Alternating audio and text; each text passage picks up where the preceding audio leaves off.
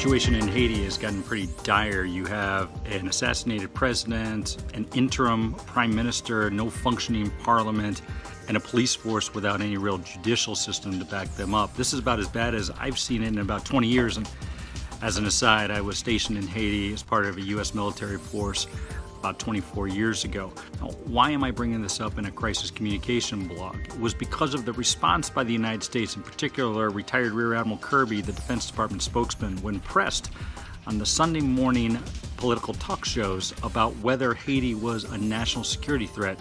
Essentially, he ducked the question, and rightfully so. This is a good lesson learned for organizations that may be dealing with an event that is evolving and is yet unclear as to how it's going to play out. Keep your options open.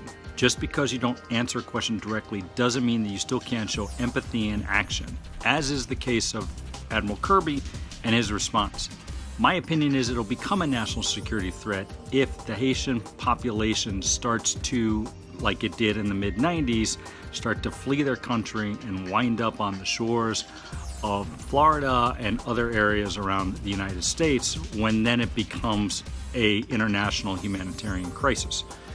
It doesn't mean that it isn't an issue now that the United States shouldn't get involved within the country of Haiti. That said, it's unclear if it will become a national security threat. This is a very fine line you have to walk, and it's one of the most complicated crisis communication events an organization will face. So follow closely at how the Department of Defense is responding to this one, because they are executing a playbook, well, that's not unfamiliar to them. Et tout le monde en Haïti, je vous souhaite la paix. Vive l'Haïti.